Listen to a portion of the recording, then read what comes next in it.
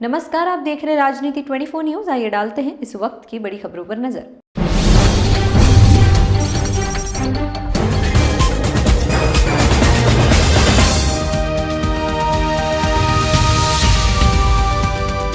Apollo cancer clinic Indore ने उनके यहां इलाज किए गए कैंसर रोगियों की उल्लेखनीय सफलता की कहानियां सभी के साथ साझा की। इस अवसर पर मरीजों ने अपने व्यक्तिगत अनुभव साझा किए, जिसमें उन्होंने कैंसर के जटिल मामलों के इलाज में प्रिसीजन ऑन्कोलॉजी की सफलता पर प्रकाश डाला। अपोलो क्लिनिक इंदौर में अपोलो हॉस्पिटल्स नवी मुंबई के टॉप डॉक्टर कंसल्टेशन के लिए नियमित रूप से आते हैं और यहां भी इस दृष्टिकोण का उपयोग किया गया है। नतीजतन मरीजों को कैंसर के लिए सबसे प्रभावी इलाज मिलता है और साइड इफेक्ट्स भी कम से कम होते हैं। Doctor Jyoti Bajpai, lead consultant medical and precision oncology, Apollo hospitals Navi Mumbai ने कहा कि हम कैंसर थेरेपी के सटीक युग में हैं, जहां उपचार प्रत्येक रोगी की विशिष्ट विशेषताओं जैसे कि उम्र, लिंग, आनुवांशिक संरचना के अनुरूप होता है और जीनोमिक प्रोफाइल, जीनोमिक विश्लेषण के माध्यम से पहचाने गए विशिष्ट आणविक मार्करों को लक्षित करके हम पारंपरिक एक खुराक सभी के लिए फिट दृष्टिकोण से हटकर चिकित्सा की प्रभावकारिता को अधिकतम कर सकते हैं और दुष्प्रभावों को कम कर सकते हैं। डॉक्टर बाजपेयी ने कहा कि अपोलो हॉस्पिटल्स नवी मुंबई में हम सटीक आधारित देखभाल प्रदान करते हैं जो मरीजों की व्यक्तिगत जरूरतों पर विचार करती है। युवा रोगियों के लिए हम प्रजनन क्षमता और मनोसामाजिक चिंताओं का समाधान करते हैं। मुझे अगस्त में ब्रेस्ट कैंसर फाउंड हुआ था और उसके बाद फिर 15 दिन बाद मैंने पेट स्कैन कराया था। तो उसमें फिर पेट स्कैन में मुझे लंग्स में भी और वर्जाइनल वॉल्ट में भी 3 जगह मुझे कैंसर फाउंड हुआ था।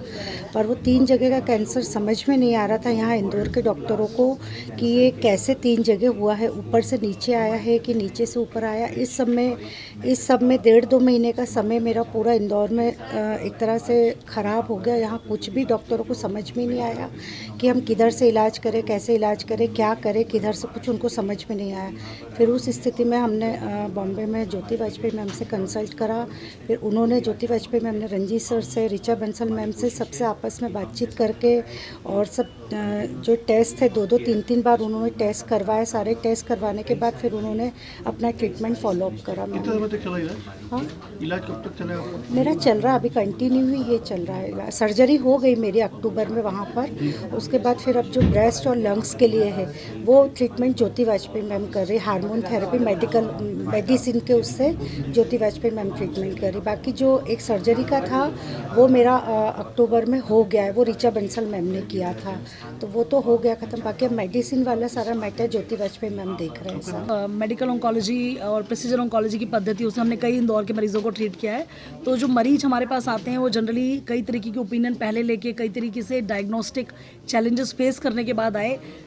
एक मरीज डुअल मैलिग्नेंसी, जिसको 2 तरीके की मैलिग्नेंसी साथ में थी, तो डायग्नोसिस बनाना बड़ा मुश्किल हो रहा था। जब वो हमारे पास आई तो क्योंकि हम लोग प्रिसीजन डायग्नोस्टिक्स पे वर्क करते हैं तो हमें पता चला कि उनका एक तो एक मेटास्टेटिक ब्रेस्ट और साथ में एक वॉल्ट का कैंसर दोनों मौजूद हैं और दोनों को अलग अलग तरीके से इलाज करना था। और हमने अपनी मल्टी डिसिप्लिनरी ट्रीटमेंट की जो टीम है उसमें, जिसमें कि जैसे कि मैं मेडिकल और प्रिसीजन के लिए रेडिएशन ऑन्कोलॉजी से डॉक्टर रंजीत, सर्जिकल ऑन्कोलॉजी से डॉक्टर ऋचा, और डिपेंडिंग अपॉन कौन सा कैंसर और कहाँ आ रहा है हम अलग अलग सर्जन्स को इन्वॉल्व करते हैं। ऐसे हमने सभी के सहयोग से उनका उचित रूप से इलाज शुरू किया और वो कंटिन्यूएशन में हो रहा है इलाज। सही तरीके से डायग्नोस होने के साथ साथ अप्रोप्रिएट ट्रीटमेंट और फॉलोअप हम उनको कर रहे हैं। दूसरे मरीज़ का जैसा कि उनका बिगिनिंग ही ऐसे हुई थी कि उनका विजन लॉस हो रहा था और बड़ा ही डायग्नोस्टिक चैलेंज था कि भाई ये किस वजह से है।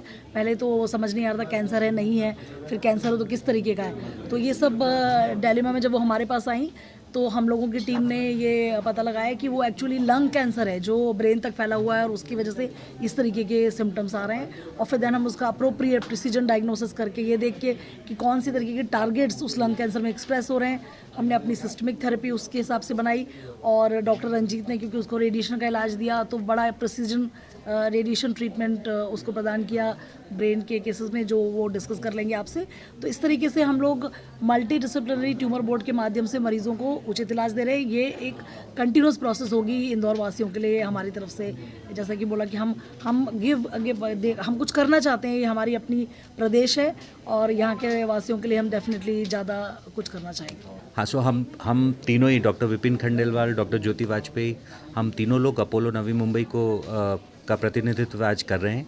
और इसका मकसद सिर्फ एक ही है कि हम इंदौर के जितने भी रहवासी हैं उनके लिए कैंसर में आज की तारीख में जितने भी मॉडर्न ट्रीटमेंट, जितने भी उच्चतम तकनीकें उपलब्ध हैं उसको यहाँ इंदौर में ही उपलब्ध करवाएं।